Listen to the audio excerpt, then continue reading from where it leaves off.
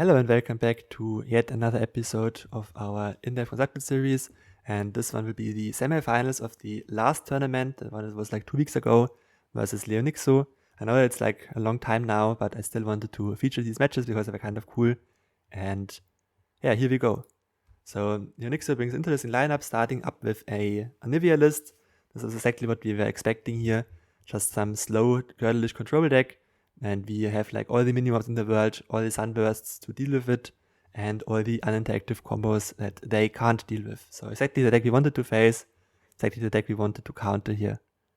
The second list, they brought an LeBlanc severe list, very aggressive, trying to rush you down with like Legion Marauders and stuff like that. And that was exactly the deck we don't want to face, because we don't really have that many tools to deal with aggressive decks. And this was just my clear ban here. And the third one, we see Kindred Y Sentinels list, and without a Commander Leader's Atrocity combo, a little bit surprising to me. Why wouldn't you just slam in Atrocity in this deck? But this is more of a anti-aggro deck, where you try to build up like burn decks, for example, or other I rush you down lists, and this is not really that well suited for our lineup where we just have uninteractive combos and stuff like that. So I was pretty happy, banned the LeBlanc severe list, and let's jump right into turn 3 of match 1. Round 3 it is.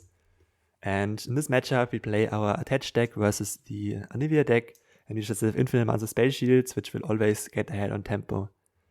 And they will just have to spend more mana, more resources on our guys than we have to spend to protect our guys. So here comes the Fletching Stellarcorn, and we kind of draw a bad hand. We only have like Pantheons and expensive stuff.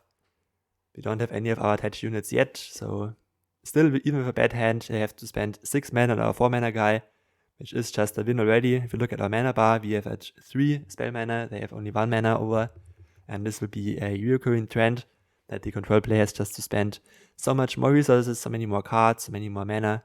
Out comes the Undying. Undying literally doesn't matter to us because we will either just heal up or ignore the Undying. It will not be relevant this game to us at all. Puts up a little bit of a clock that we can't really we could deal with, but we don't really want to deal with. And you could Sunburst the Undying, but it just doesn't matter. Here on this turn, we have our Taric on the board, and I decided to just go for a Pantheon here, because just developing out my board is fine. You don't really need to buff up our Sparklefly with another Space Shield. I would have preferred to put Space Shield on Taric and then pass it on to Pantheon. However, here comes a Ruination, but you can protect against Ruination with a Space Shield. And it's different to like Magic Gathering, where you have to only protect against targeting parts. Ruination only procs the Space Shield. This means we get 2 units back and get to hit in for a big hit for 7 here. Round 7 comes around, Undying comes back. Not really that big of a deal. And we take it again and just continue developing. We just saw Ruination, they don't have a mana for another Ruination, so we can just play out our cards. Here comes a Avalanche. Avalanche a little bit unfortunate here, losing our two small guys. But I think it's still fine. We still spend mana here. And we can proactively put a Space Shield on our Pantheon here. Just triggering the Fated, progressing Pantheon level up, and trying to get him to flip in the future. Space Shield doesn't get better if you use it like right in response to the spell. So why not just play it out right away. In comes the Pantheon attack. And just a little bit of ramp from our opponent, a little bit of life gain. Doesn't matter that much. Down to 7, very good spot to be in my opinion. We even have a double mini-morph to just stop any Anivia stuff happening.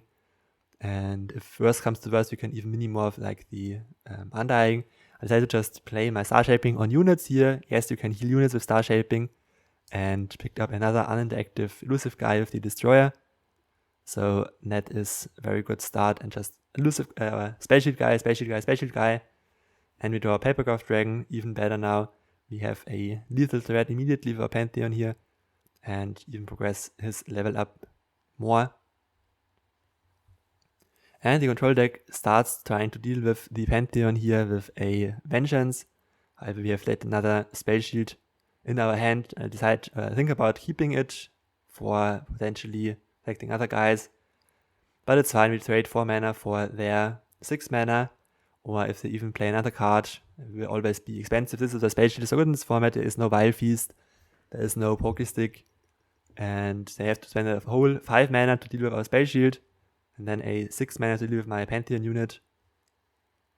And we are just slowly, like, they're running out of cards that we are like doing something. In the hand, they probably have like Rekindlers, they have like Avalanches, which just don't do anything against my deck at all. Then comes another big Spell Shield guy, and there's just nothing the control deck can do here. A little bit of a pause. I decide to go for another Veil, just popping off my Spell Shield, but this is just all futile stalling since we just get in now. And they play a, wait for it, Grasp of the Undying, just getting some more life here, but that doesn't really, like again, doesn't really impact the game too much. And another Undying, just getting units on the board, but again, we have so much removal here. If they ever play an Anivia, it just instantly dies with our 2 Papercraft Dragons. And here you don't just want to build up one big unit, you can build up 2 different units here with the attach on the Sparklefly. Now we have multiple angles of lethal. Out comes a box dealing 3 damage to my Sparklefly, doesn't really matter that much, doesn't kill it. And you see just how many cards are bricked in the opponent's hands. We now threaten lethal, we even can play out a Yuumi. I decided to just attach my Papercraft Dragon to the second guy, so I need like another Ruination, another big effect to deal with both of my guys. And we still have all of our answers for Anivia in hand, so I don't see us ever losing this game. Unless it was between the Undyings, but they first have to deal with all of our guys. And if they don't deal with Darkfly, for example, if they have enough Vengeance, we still get in for the double strike lifesteal. And yeah, there's just not really much they can do. They heal, but this healing is not going to be enough against so much double strike damage. A third Undying coming out, and you see the Undyings just don't do anything. They hit a little bit of damage, but we just heal up and win our first match here. Our first game. In the second one, they decide to run deck Anivia, and we play a Battle Tree, and Anivia is terrible against Battle Tree because we have Minimorph to deal with Anivia, we have Battle Tree to just win. They don't play any crumbles or stuff like that. So once we get a Battle Tree online, we will just win the game eventually, we just have to survive to that point. As for opening hand, this is it. What would you keep, what would you mulligan? I decided to just mulligan one of my 3 drops, not too much. And I like my Bandit Mayor, I like my other guy. I could hard mulligan here for like a Battle Tree, but you generally want to draw a Battle Tree later on. This is not a deck where you just immediately get rushed down. Instead, I just decided to work on the Battle Tree level up first and then see where we are going from here. Once again, starting with round 3, we draw our Banner City Mayor, and of course just start manifesting typical Banner City stuff. And we have Shuriken in our deck, we have no Noxus, or we have Noxus in our hand as well with our Rumble now. And immediately comes a box, just dealing with my 2/2. And I don't know, I think the box could be more valuable in the future, if we just spread out with multiple guys in the future. And yeah, here we just probably play out the Rumble, I would say, discard a few cards and go from there. But I decided to not do that yet. First get some more units on the board that actually want to be discarded, get my Ionia guy out. Battle Tree is a win condition, so we are now already, if you see on the top right corner, you see the hand tracking, we are now at 2 Battle City and Ionia, and Blighted Ruin comes out.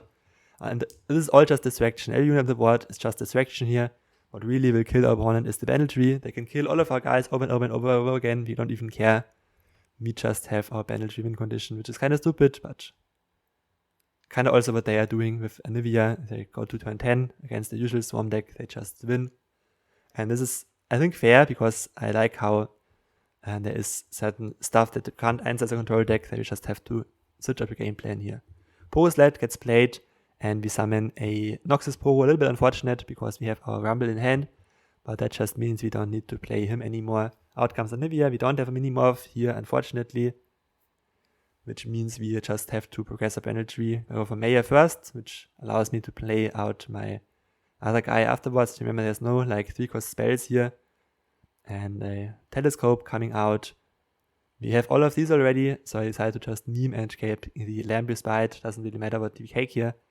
And it's oftentimes better to play a card that you can just get out of your hand if you create a lot of cards. But that's just nothing the opponent can do. Like, they can kill my board, they can summon multiple Anivias, doesn't matter at all. We just win with penalty here. Not much to commentate on. I think which units to play here best. We still need PNC, we still need Shugima, we still need Shadow Isles. And I decided to just play out my Lufterolers, get rid of a card in the hand, draw one or more of my cards. We see a Ruination being discarded. Attack with the egg would not have been very advisable.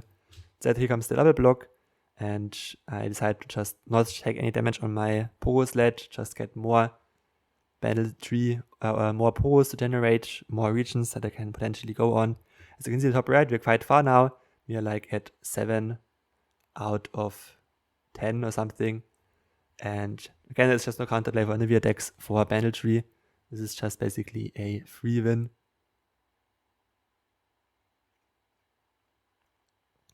Then comes another Pogo. We already have that one. And they respond with a Withering Veil, which will take down our units. But again, this is all just distraction. We are winning with Battle Tree. And it's nice to have them at 7 life as an alternative win condition. But in the end, it doesn't matter. Here comes Shurima. Still allows us to play a Battle Tree out as well. And we are at 8 out of 10. There is just no counterplay, as I said before. I still decide to play it out, get the Anivia mastery points maybe, level up Anivia. But we are at 17 life, there's just no way they can kill us here. We have infinite jump blockers, we even have a Captain Arika now. For the mastery, a little bit expensive, that means we don't win this turn, but they can't rally or something like that. We go for a Spectral Matron into a Kindler into Anivia, so a big board, but again, why does it matter? You can just detain one Anivia even, and then just block everybody. There's just no way. Even if they didn't have any unit here, we would just take 6 damage and win next turn. So, yeah, just a basically game that was won at the deck selection and at deck building. Not that much in gameplay. And this was exactly what we wanted to counter. And I was glad that I faced it at least once here. Anivia in fact is rolling now, but this is the end of the game. We have everybody Phantom blocked and just play out our Daring Pogo. Because why not? And next generation comes in, next card generation, we just find a slot bot here. Bilgewater is our last region, we just play it out. And Bennett Tree shows 10. They reanimate more Anivias, and we can just showcase the cool visuals of Lamb's Respite. I really like how this is actually having an animation, but Xerath doesn't. And I don't know, I guess I'll BM a little bit here, showing them a little bit of the hand and give them the Shenny mode, which means we win the semifinals of this old tournament 2-0. And we see the banditry animation once again, just knocking out our opponent. So yeah, pretty fun match. Stay tuned for the finals, which will just be uploaded all at the same time. And thanks for watching.